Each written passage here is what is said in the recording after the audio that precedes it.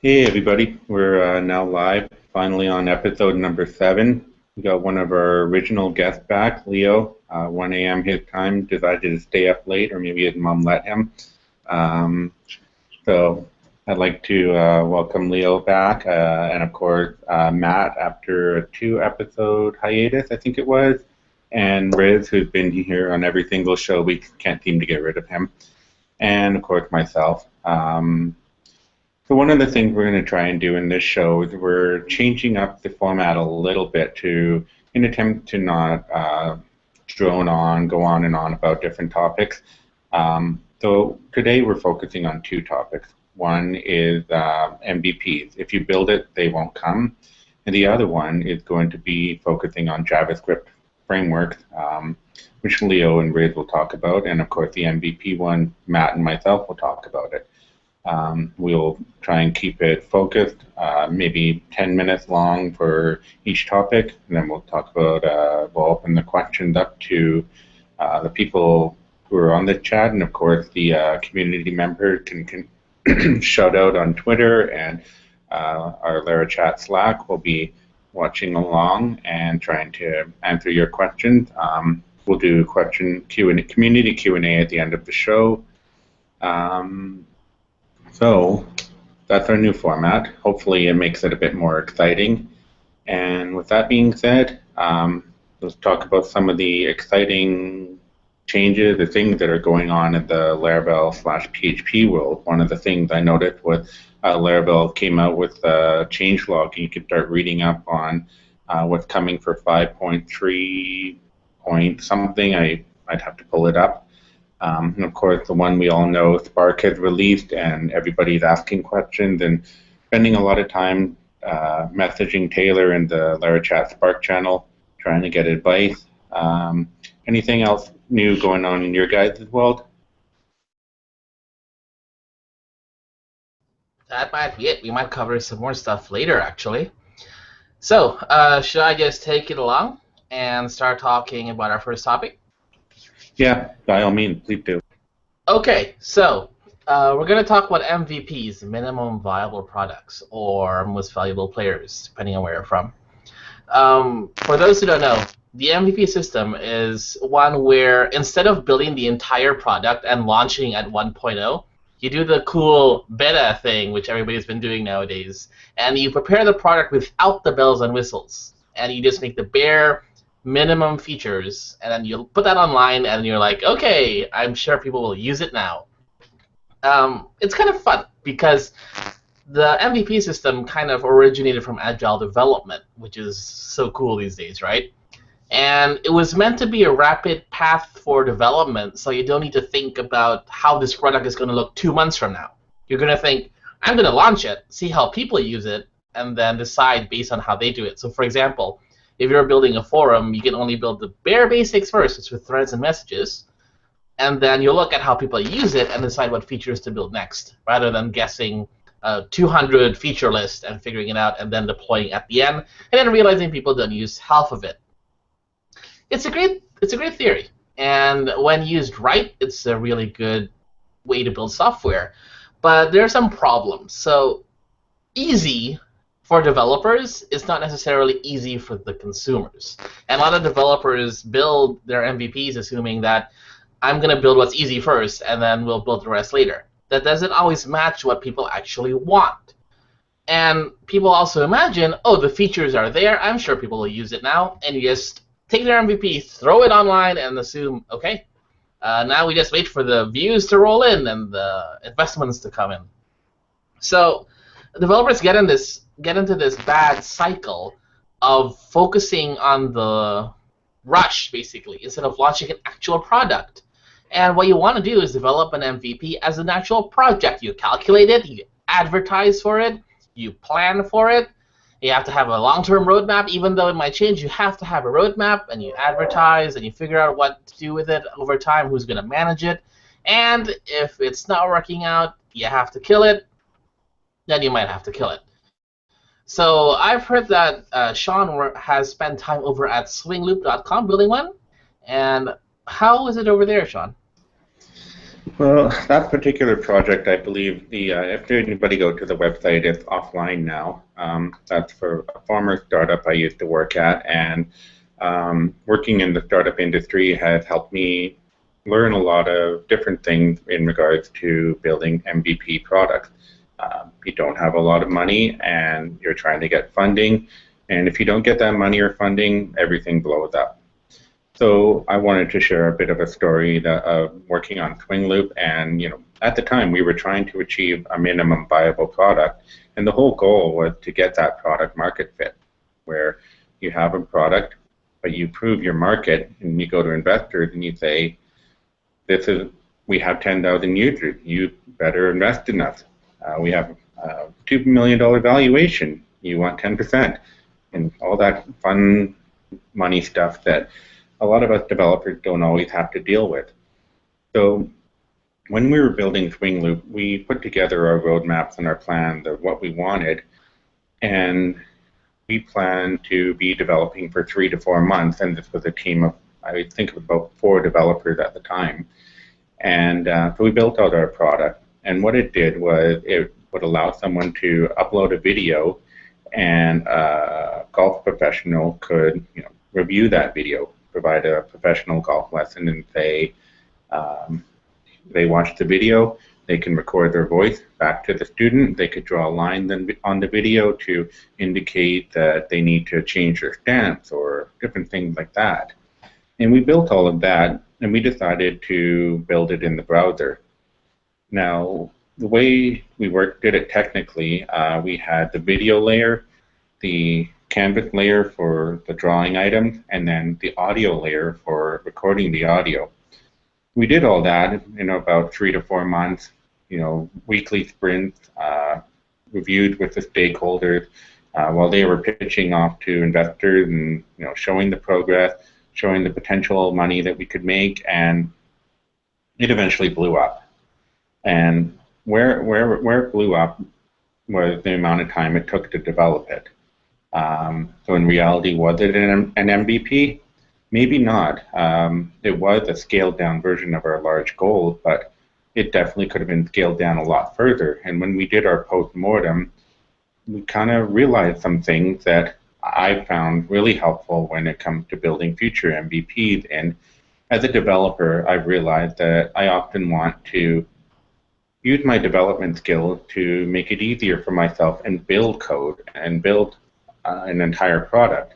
Whereas an MVP almost means you're taking a shortcut.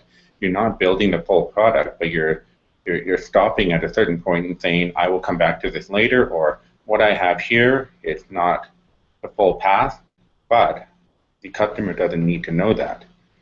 So with Fling Loop, if I had a chance to go back, I wouldn't have spent the 3 to 4 months building the layers in the browser, which Chrome had a bug, which put them all out of sync, which is where we looked really bad in the end. But I digress. Going back to what I think we could have done is we could have built the entire site where a user can log in, they can upload their video, and then they can see the videos that they have had reviewed by an instructor. They wouldn't have had to build any of the rest of it, and that could have been done possibly in 1 month, I think. So what we should have done was, when we get that uploaded video, we work with a golf professional, and they use a third-party application software to record their voice, draw the lines on the video, do what they need to do, and then we just upload that back to the student. Now, with this particular app, we were serving students and golf instructors, but in reality, did we really need to build that portion for the golf instructors at that particular time when we were trying to gain that product market fit? That's one of the things that, coming out of that venture, made me really think a lot more about an MVP, where if you focus on the customers and what they see, then you can kind of hide some of the things behind the scenes, because as developers, we're all smart enough to figure out how to upload a video into a database via an SQL call. We don't need to build that for the golf instructor. We can work with them. And I think if we had followed that pattern, we would have launched in maybe 1 month, maybe 2, but we would have, once we started needing the investment from investors, VCs, all that, we would have had customers. We would have been able to prove our product. And that's the whole point of the MVP for me, is to prove that a product has a product market fit and that you have customers who are going to come and make your product valuable.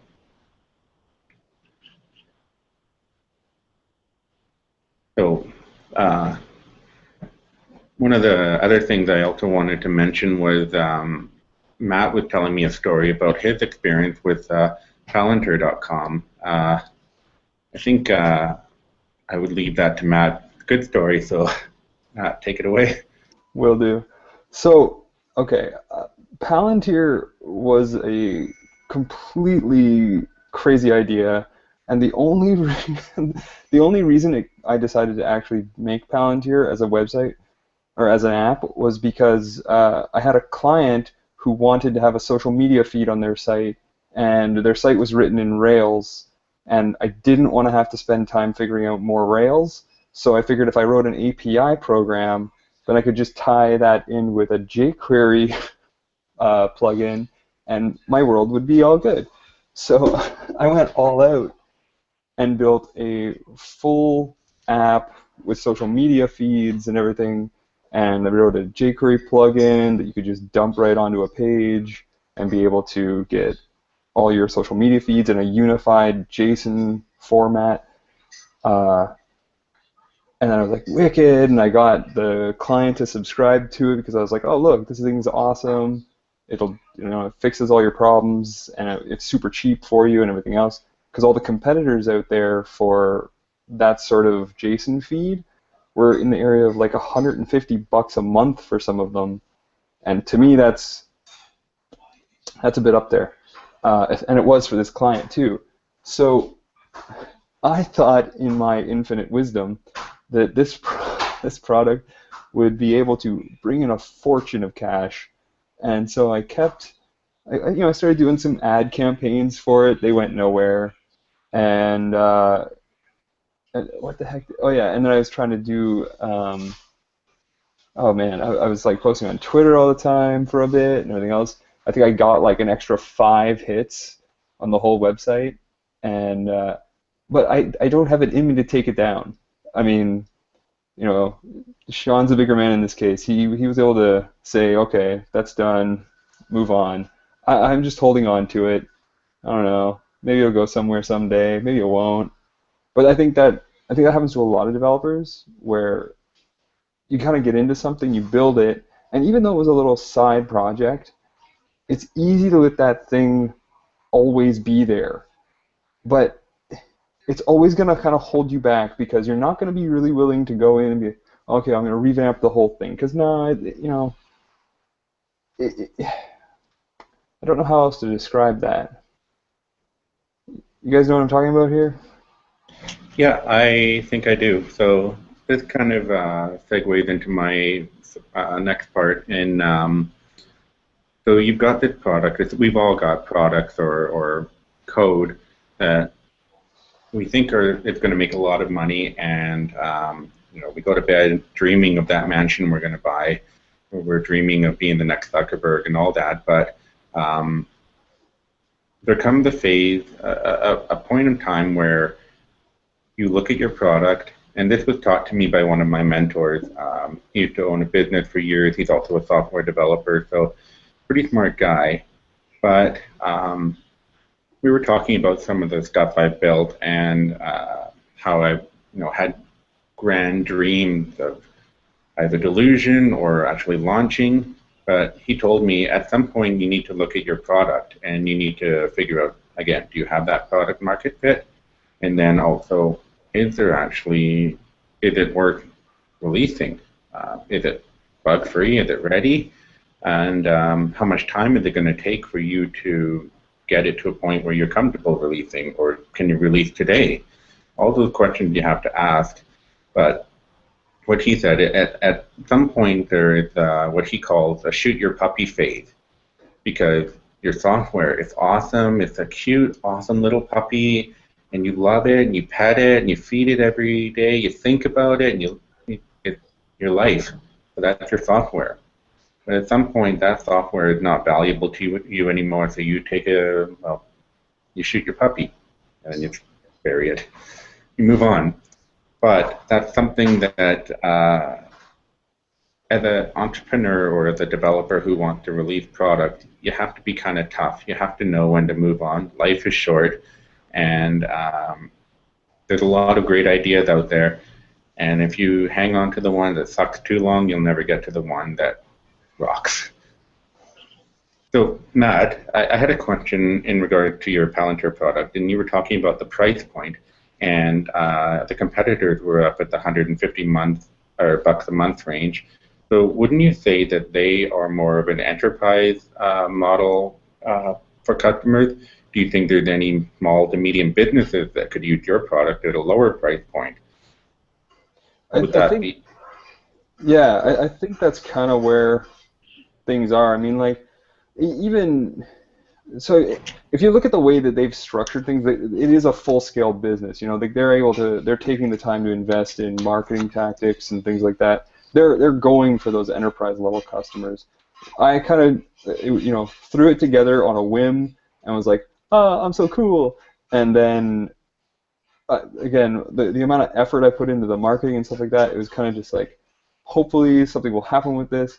But it was this weird assumption that things would just work out, right? And I've seen so many startup companies with that same effect that it'll just work itself out, and it's like, no, guys, constant effort, constant refining, constant tweaking, and I mean, granted, it can totally serve the purpose of smaller companies or medium-sized businesses and stuff, but again, that would still rely on the tactics of marketing directly to them, things like that, which I clearly have not done. So, Matt, I got a question, and this is probably a general one, but I'm curious. So this is a philosophy I personally hold, which is you can't compete by price alone. You can never, if you're building a product, if you're building a new cola company, you can't just say, we are Pepsi, except 20 cents cheaper. Nobody will ever buy that. Do you think your experience is an example of that phenomenon going on? I think partly it is. I mean, so when I first came up with the idea of building this as an app, the original thought process was, oh man, this would be so awesome because it's everything was unified and it was all really simplified. Okay, so it was the fact that it was all social media platforms in one, all of them were unified, so everything just made more sense. The second thing, because I agree with you completely that you can't kind of just go in on the price point. And then my other thought, or I had also put in like a geolocation API and all these other extra little doodads as an API package, right? And my hope was that, oh, I'm giving you so many APIs, just use them. And I think doing that also diluted the value of any of them, right? Because now the product is no longer a specialty of one thing, it's a one of many things. So it's one of those jack of all trades situations. Totally. Do you think that if you had the funding, you would have been able to keep going with it? Or was it just a matter of burning out before you got to that point? I just don't think it was something I was really committed to.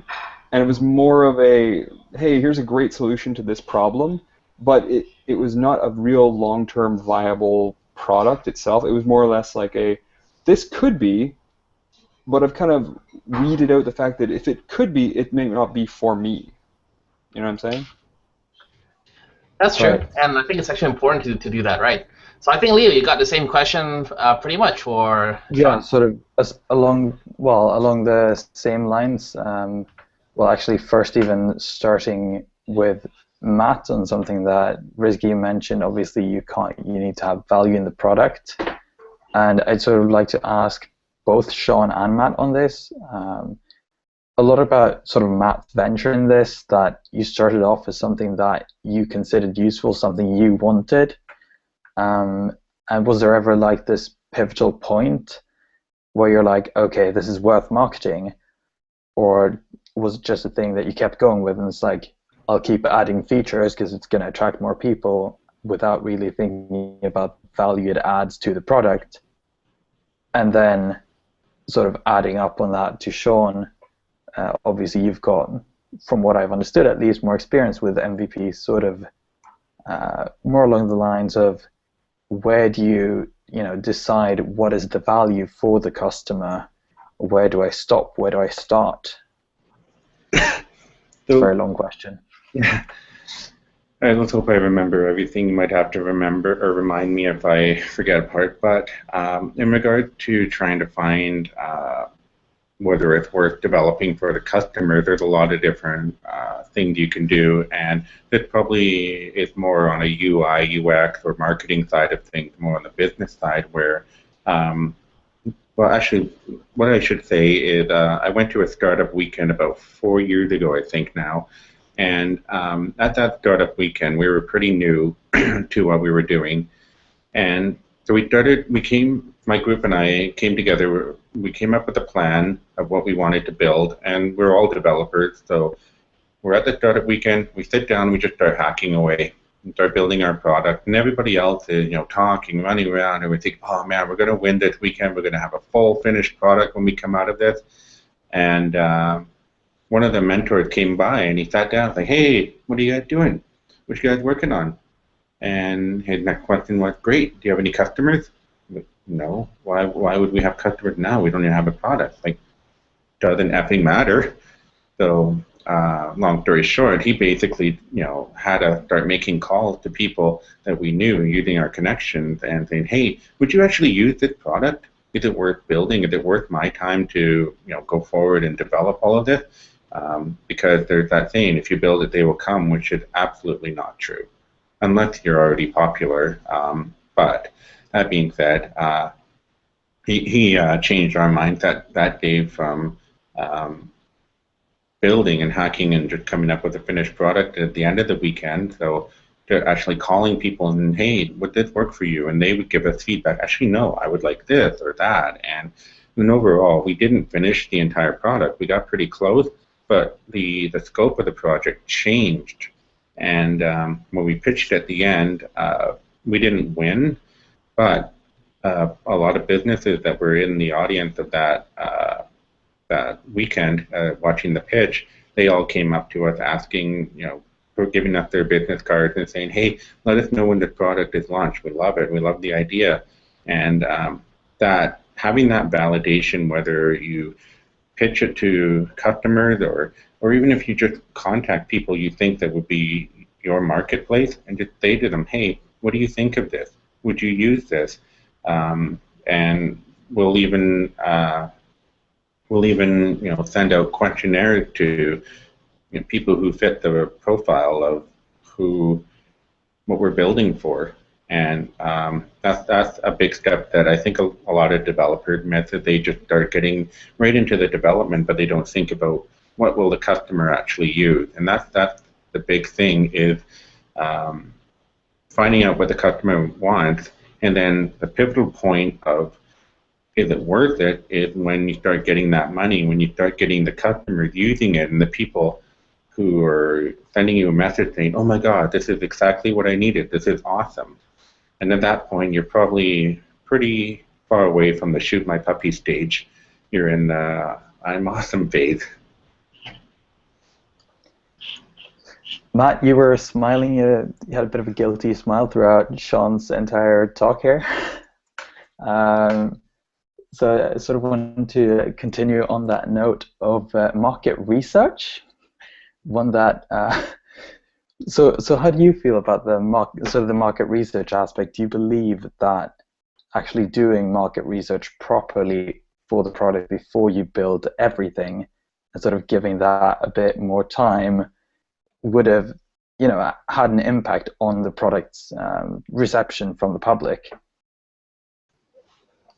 Yeah, tenfold.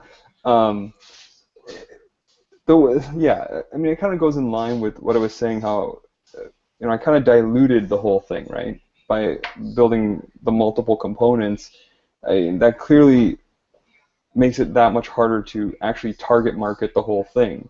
And so and then even trying to actually research with people. I mean, obviously I'm thinking from a developer standpoint, and I'm going at things saying, hey, developers, look at this, it makes things easier, but most devs aren't even going to pay attention to that unless it's going to really make things easier. And that means something that's 10 times better than what's out there. And what I was building was never even close to that.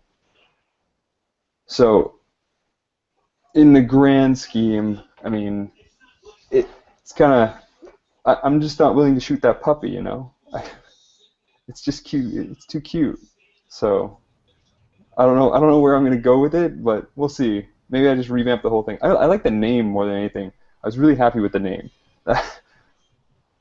You're happy with the name How do you pronounce it? Palantir. Palantir. It took me a full 5 minutes staring at the name, figuring out what to call it. I think it's actually important for us when we're developing that puppy stage that we have to realize that these things are an investment. They are literally a puppy. They look cute when you get them, and then you realize I don't really want to take care of it. I'm going to get a new puppy, and suddenly you're that old lady on the cat with the cat mansion. It's important to realize that your products are something you have to foster, and if you can't handle one, then you should probably give it away to somebody else, or figuratively, okay? I'm not advocating anything about puppies, because if you go to GitHub, it's full. I know we're all guilty of this, of repositories of projects which look cool when you made them, and let's not talk about that. So, Matt, I'm going to move on to our next subject, and you did tell me you still use jQuery on this, and as we all know, that is 10 points from your nerd score. Why do you still use jQuery, and do you think, so we've seen all these new big JavaScript frameworks. For those not in the loop, jQuery is, what, 5-6 years old now, and nowadays we're talking cool new stuff. Angular, Vue, React, Knockout, Ember. Backbone was one of the original ones before they shifted to this whole new data binding thing. And basically the entire JavaScript environment changed. It changed from the procedural jQuery, when you click this, this happens, to a much more organized data-centric approach. So why are you using jQuery still? Even though I know it's a very common framework, and a lot of people use the jQuery library. And when do you think you want to move over to something, a bit cooler? Okay. Well, I'm going to clarify. First off, I've built a handful of things with different tool sets. I've worked with Ember. I've worked with Angular on multiple projects. I understand the ins and outs of them. And I don't know if any other developers out there are guilty of this, but I'm first to admit it. I will default to jQuery right away when I'm dealing with predominantly a server-side project, and it's just because it's what I've always done, and it's just like I can get that done quick and dirty. And I keep looking at Vue, and everybody was talking about Vue today, and I want to look at ways of doing it better and doing things differently. And so I was hoping to be able to pull from both yourself, Riz, and Leo, and get a full viewpoint on why is it. I mean, I get that it's better. There's no denying that, but it's how do you just make that work? High level, low level, wherever you guys want to go. But it's how do you detach what you've always been doing and look at a way of making it in a new, approach. Like how do you guys? What made you want to switch from doing things on jQuery over to like Vue.js? I don't know if you guys use Vue. I'm assuming one of you guys is. I know Leo's used Vue. Leo, when did you switch? Okay, this is gonna sound terrible. I switched when it came on LaraCasts. No, but like sort of the reason to switch is when you start doing like larger applications, and you look into your JavaScript folder, you see 10 different files, and they have no structure. And then you go to another.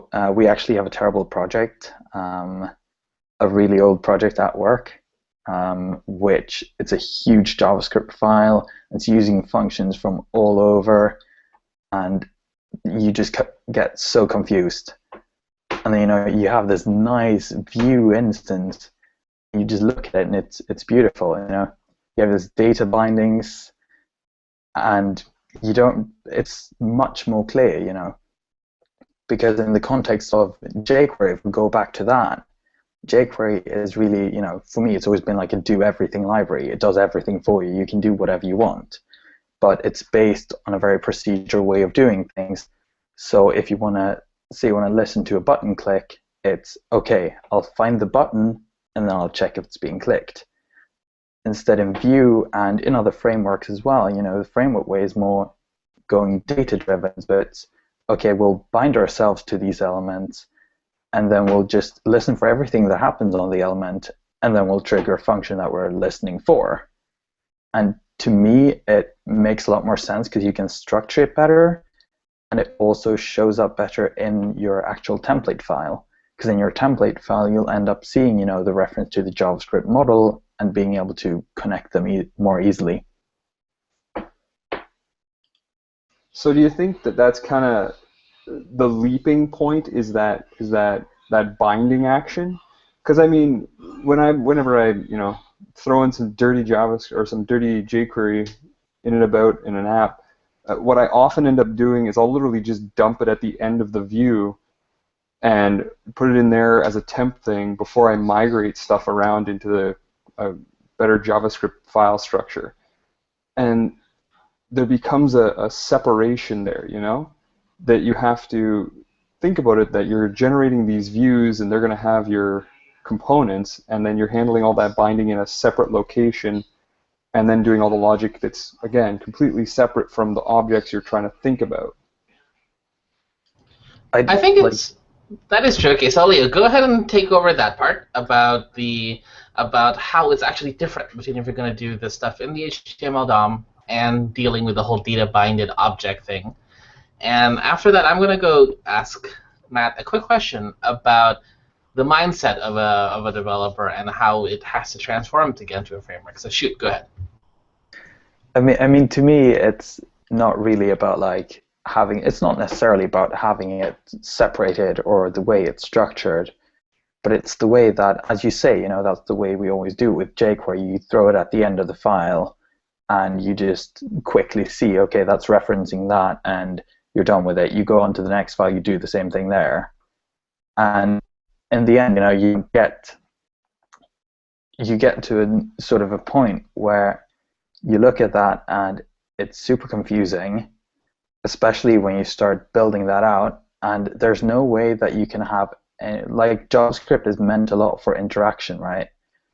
And when you just throw that into jQuery, you end up with a huge block at the end of each file that handles the interaction for one button, and that's all you have all the time.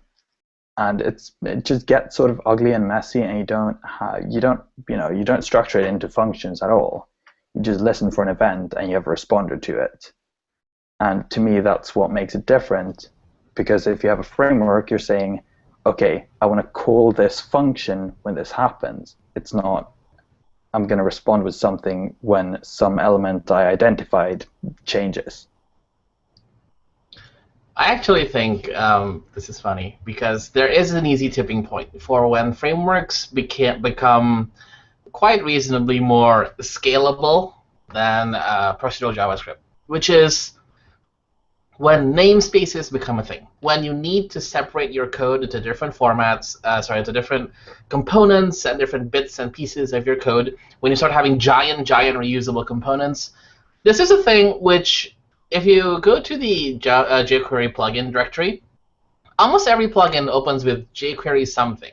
And the reason for that is it's very difficult to find a unique plugin name these days. And most jQuery plugins will simply have a class you attach to your little elements, and then it'll find all of them and do some magic to them, which works for the old kinds of websites, but not really nowadays. And this is similar to those CSS namespacing technique things, by the way, topic for another day. We have to talk about those crazy CSS things one day, not today.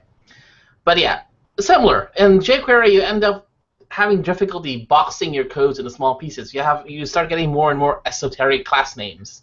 and your logic is running through the entire page, figuring things out, if whether or not this rule is going to affect this element, or if this element will be affected by this plugin. And then this particular plugin doesn't support live elements, which means elements you add in later after the fact.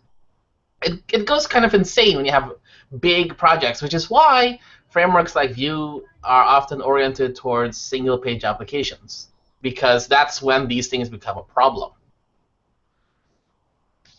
Matt, you got any questions for us before we move on?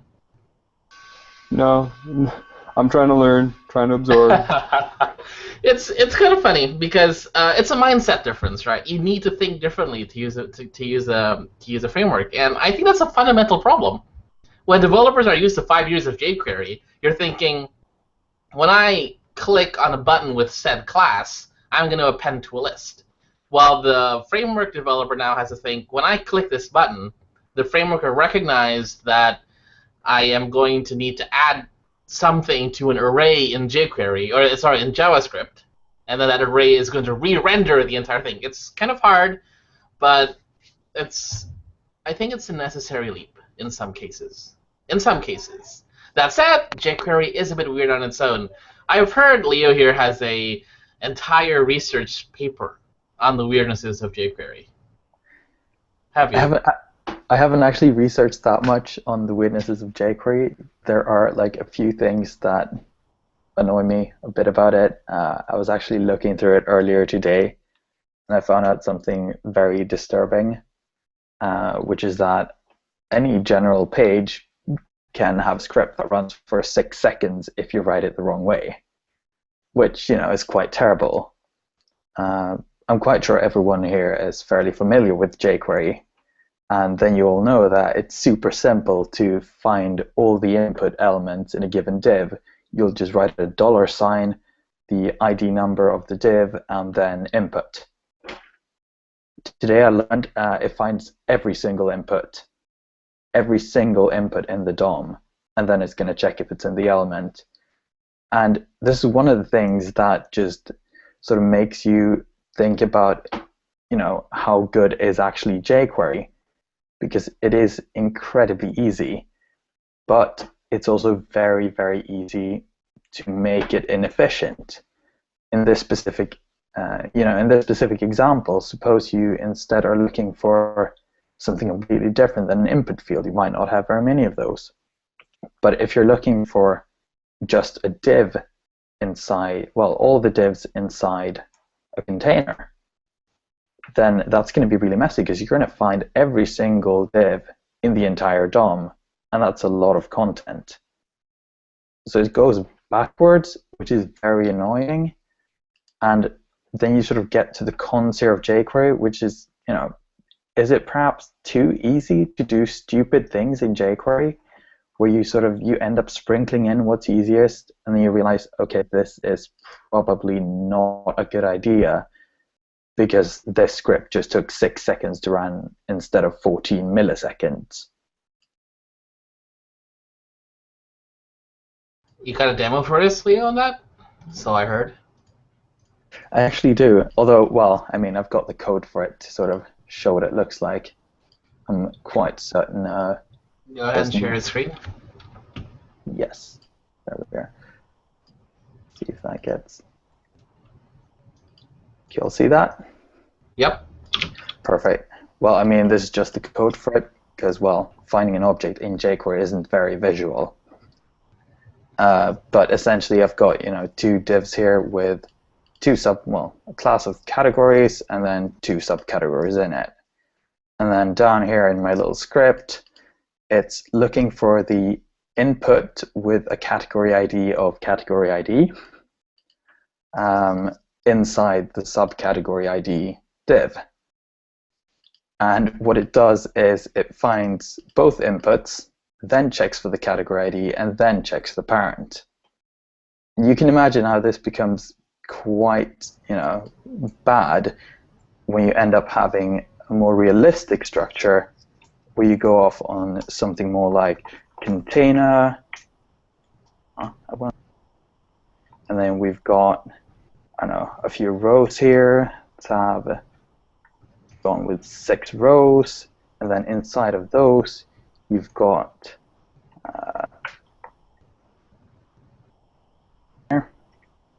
you've got 3 divs inside of this one. It's not working. That's a shame. And you just end up with tons and tons of divs. If you look at the usual site, right, it's got several hundred, probably 500, 1,000 divs in a single page. That's quite terrible for performance if you're looking for a div. I think the easiest takeaway is for the jQuery developers out there, and before I start, again, there's still nothing wrong with using jQuery. It's still a tool. If you only need simple interactions, it's still great. Please don't send me hate mail on Twitter, please. If you're writing jQuery code, if you want to avoid the convoluted selector issue, the solution is usually just to have a single class identifier, ideally an ID if it's only a single instance. Just either use an ID or a class. Don't try to traverse the tree. Because although jQuery provides all these nice and CSS-like tree traversal tools, it's very, very inefficient. And we're talking JavaScript here, so it's not CSS. CSS is actually way more performant than JavaScript because there are entire engines built to run it, while jQuery is run in JavaScript. And this has you can probably sense it most when you're on mobile. And besides with heavy jQuery, where the phone, you're holding a tiny phone, actually has to cycle through the entire page and figure out all the elements. It's actually quite difficult sometimes. So, Sean, you got a question for us? I guess not so much of a question, but 2 thoughts. One, when I was younger in the earlier days of jQuery and behaving really stupidly, I was trying to dynamically add content to one of my pages by traversing up the DOM and then making an AJAX call and then submitting the results of that AJAX call onto the DOM elements, pending or whatever I did, which it got slow. But one of the really stupid things is that the data that I was passing up, it wasn't just a block of code or a JSON snippet, it was the entire HTML head along with all the script tags and all that stuff.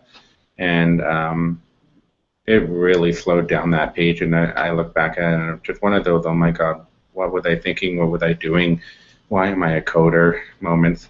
But one of the things I wanted to point out that kind of ties the 2 topics together with regards to MVPs, jQuery, Angular, Vue frameworks, and this goes back to my experiences in trying to build out my own products. And one of my sites, I started building it out in using jQuery, and then I started trying out Angular, and I got to a certain point where it's like, oh, I'm stuck. What do I do? What's my next step? And of course, it's an MVP.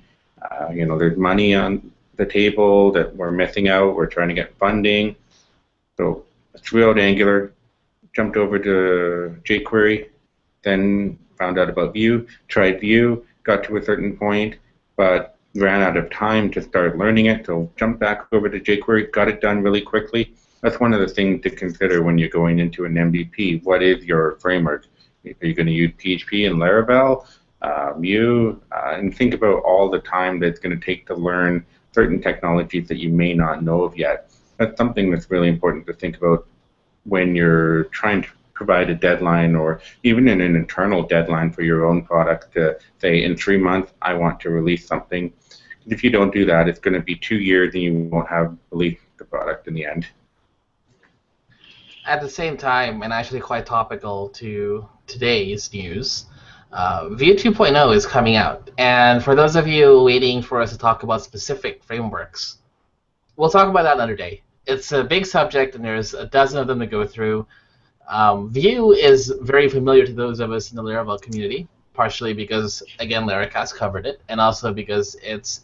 I like to call Vue the Laravel style, where if Vue or Laravel, Symfony would be, say, React or Angular 2. It's much easier to use, much easier to get into, but we'll cover that another day. Again, please don't send me your hate mail. I understand there's the use cases for everything.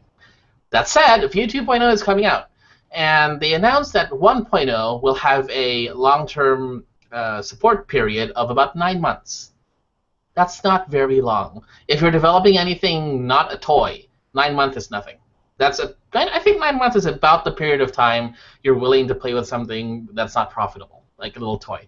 If you're building a client project, it's quite difficult. So we'll have to talk about this another day about how rapidly frameworks change and what our options are. And for today, we're going to hop into the Q&A section. I want to remind everybody that you can ask us anything about our topics today or any other subjects. Just drop us a message either on Twitter or on our Slack channel, the LaraChat Slack channel, larachat.co, which I guess you're watching this, you probably know where that is. So I'll cover a quick question first before we jump into the beef of this. We got a question here about BEM, which is the block element modifier CSS naming strategy. This is another thing we'll have to talk about another day, because naming strategies for CSS are very, very weird. And if you don't know what it is, go to getBEM. It's getbem.com. It's basically just a different way of setting up your class names and making selectors so they can namespace. The main goal is namespacing, separating out bits of CSS from a specific component of code, which is very similar to the issue we had earlier in the JavaScript world. But again, we'll have to talk about it another day. There are a multitude of different ways of doing it, and they all look a little bit awkward. And it's a necessary awkwardity. Is that even a word? But it's necessary, because this is CSS and we're limited by what we have. So let's jump into our other questions for today. Matt, you there, buddy? We have a question from, I assume this is Mr. Brown. Now that Spark is coming out, would you convert the Palantir app you made to use Spark for the backend? Would you? I know this is a big subject. Keep it for another day. Wait, do you want me to answer that right now? Go ahead. No. That would require a long, drawn-out discussion. But no, I would not use Slack for it. I mean, maybe just to play around with Slack, just to learn the ins and outs of Slack. But I would never make it live or release it. There's nothing against Slack. I'm sure it's awesome. I'm sure a ton of people are going to love it for forever. Oh yeah, not Slack. Spark. Jeez. Sorry. I mean Spark. Tons of people are going to use Spark for a long time. That's fine. I'm not going to build that with Spark.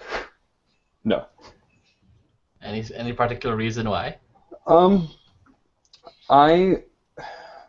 It's the idea of building. Oh man, how do I put this? Okay, so it's Can a. I Yeah. say it for you? All right, so I think this is difficult for Matt.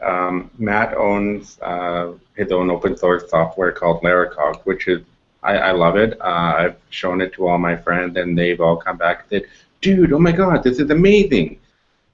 They all want to start contributing to Matt's product. And this is probably going to be 99% sure that it's going to be a topic of a future show of Matt's product, LaraCogs, versus Spark. Right now, some of us are, taking the time to figure out how Spark works, learn Vue.js, and also use Matt's LaraCogs product so that we can become better informed and maybe have a discussion show about the two. So, with all due respect to Matt, he has his own version of Spark that he loves. That's his puppy. He's named it. He's never going to shoot it, I hope. But I think that answers your what you're stumbling about. Does it, Matt? I will say one little thing extra. LaraCogs was actually created long before Spark. It's actually like a nth generation of what the original idea was, and it's not intended to be any competitor by any means. It just so happens that they do a lot of similar things, but it's two completely different perspectives on how to do them. And so, I mean, like, that's one thing to take away from that.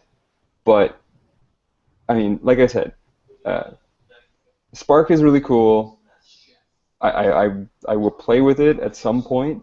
It's just I don't know if I would use it for my products per se. This is funny. I think it ties in pretty well to the whole "if you build it, will they come" question.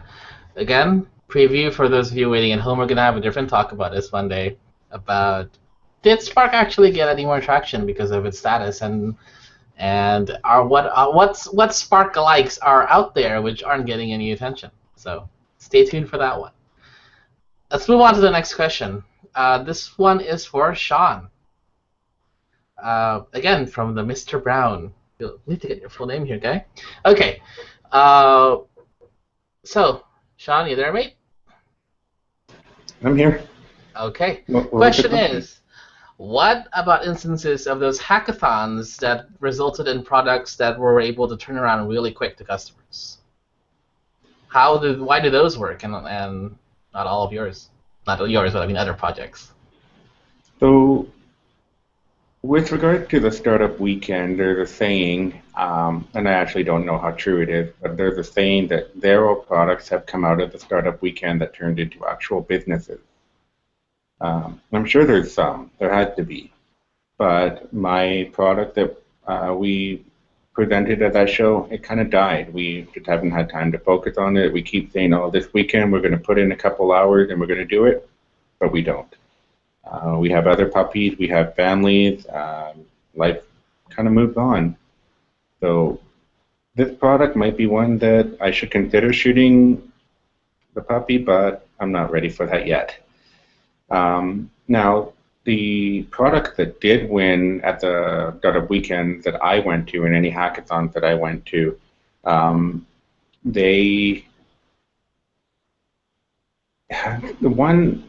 one that I went to, the person that won it, he ended up being hired by someone I know, and his product eventually just died because he didn't have time to work on it.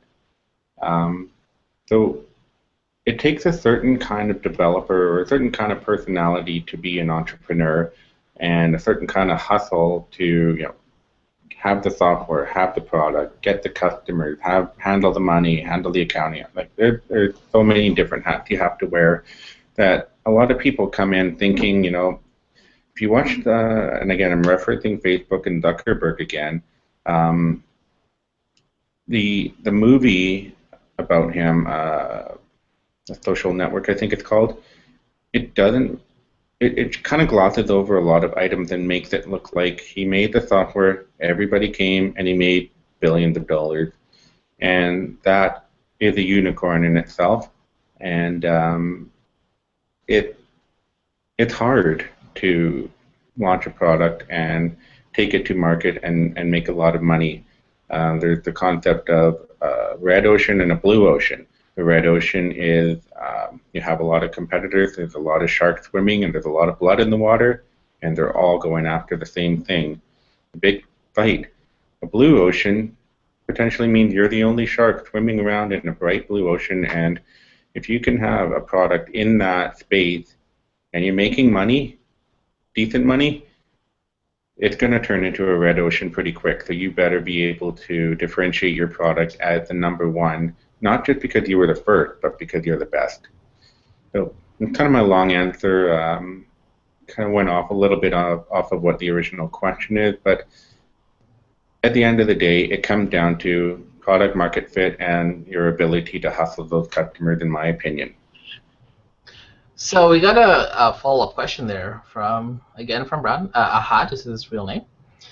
Do you think that when people do these weekend hackathon products, do they already have testing or feedback before they build a product, or do they jump in completely blind? And I think this is important because you mentioned when you were building your product, you actually had some experts on hand. So do you think how important do you think is that user feedback when you're developing the initial MVP as well?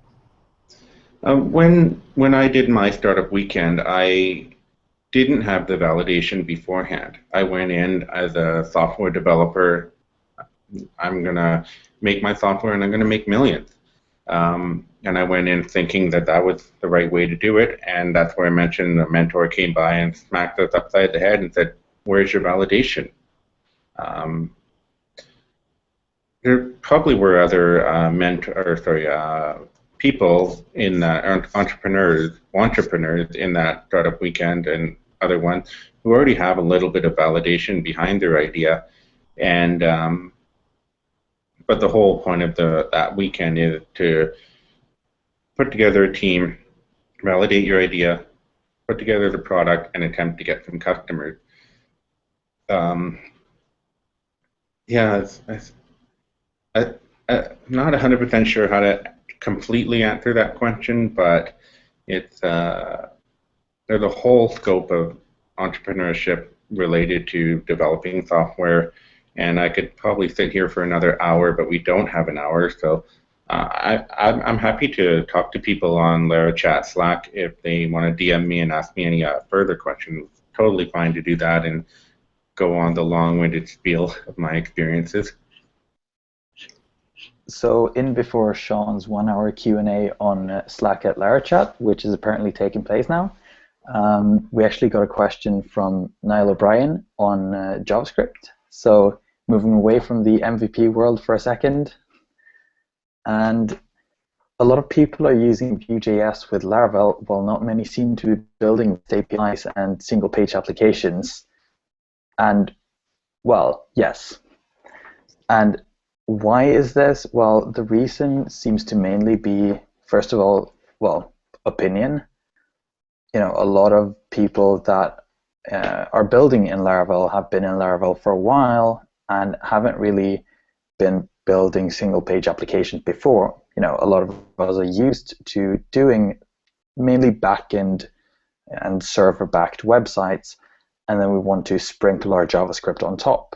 And that's a use case that's great for Vue, because Vue is easy to not commit fully to, which is one of the reasons I personally like it, because you can still use all your back-end magic that you're used to. And you know, that also sort of continues on the line of the, well, I guess the opinion even of the framework itself, the way Laravel is built. It's built a lot so that you can do a lot in Laravel, even in terms of views and whatnot. And so you don't always see the need for it. It's rather a need for sprinkling the JavaScript on top, and then you sort of resort to Vue. And again, as Rizky mentioned, it was featured on Laracasts. That's why we use it, basically. I kind of think that that's actually one of Vue's strongest points. The fact that you can use it very effectively on non-single-page apps. You can use it in the same use case you use normal, good old jQuery. Because I think on top of the easy, nice, shallow learning curve that Vue offers, it's also relatively simple to add just the bits you need. You can add Vue like to one small component inside your app, rather than having to control your entire app using Vue, which is fantastic. And another problem which I see a lot is when you're going to do a cruddy API, REST API feel to an app, you often get into this cycle of wanting to build the entire REST API in the backend. Then you have to figure out that plugin you use for talking between Vue and the backend, and then you start talking into JSON APIs. You get into a lot of convoluted structures, and a lot of developers simply don't have time for that. And on top of that, sometimes you don't want to build a single-page app. And I sometimes feel that a lot of developers try to shove old non-single-page apps into the single-page app format, which is something that is brought along a little bit by the more complex frameworks. So it's quite nice that Vue can work with both sides, and I think that's one of its greatest strengths. You can use it on the SPAs, you can use it on your good old websites, which is completely static except for a tiny little chat box or some dynamic functionality down by the bottom. So I think we'll call it here for today. I'll pass on to Sean in a moment. Just a reminder, feel free to leave your questions, and we will answer them next time. And we'll also cover more about frameworks, more about Spark, or more about Laracogs, because people seem to really like Laracogs, Matt. They really like it. We'll have to go over it again someday soon.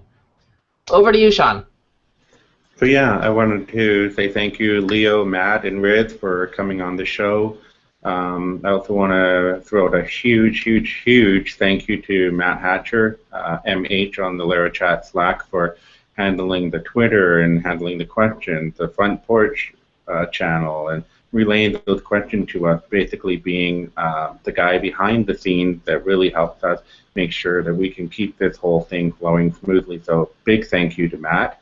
I also wanted to mention, if there's anybody in Vancouver watching, I'm going to be doing a talk on MVPs. If they build it, they won't come, at a future Vancouver PHP meetup, and that's Vancouver, BC. So if anybody is interested, go to meetup.com, look up Vancouver PHP, and sign up, and there'll be a future event in the coming months or two, and I'll be speaking there. There are two topics, but I'll keep it a secret for now. Just come. So with that being said, thank you again, guys. Thank you, Matt, and thank you to all of the people watching and asking their questions. It's a really fun show. I hope you enjoyed it, and feel free to reach out to us with any ideas, questions, or, well, maybe not insults, but please be nice. All right. Thank you so much, guys.